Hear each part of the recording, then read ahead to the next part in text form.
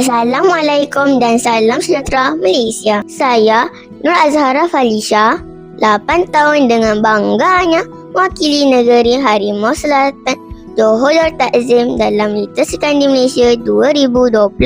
Seorang kanak-kanak yang ceria, aktif dan sangat meminati dunia seni persembahan. Saya percaya setiap pengalaman yang saya lalui membantu saya menjadi seorang yang lebih yakin, berani dan sentiasa bersedia. Namun, perjalanan saya tidak sentiasa mudah. Saya pernah dibuli kerana mempunyai warna kulit yang lebih gelap. Pada mulanya, saya berasa sedih dan kurang yakin dengan diri sendiri. Tetapi, pengalaman itu mengajar saya bahawa kecantikan sebenarnya bukan terletak pada warna kulit atau rupa paras semata-mata. Bagi saya, kecantikan yang sebenar datang daripada hati yang baik, keyakinan diri, adab yang mulia dan cara kita menghormati orang lain.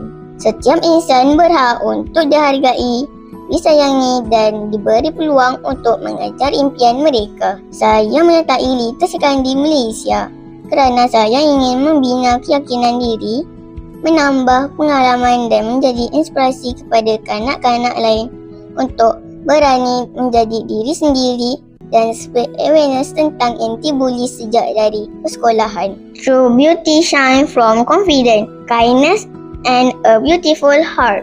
If not now, then when it's not me, then who to give a good impact? Azhara Falisha, your Literacy Kandi Malaysia, Johor.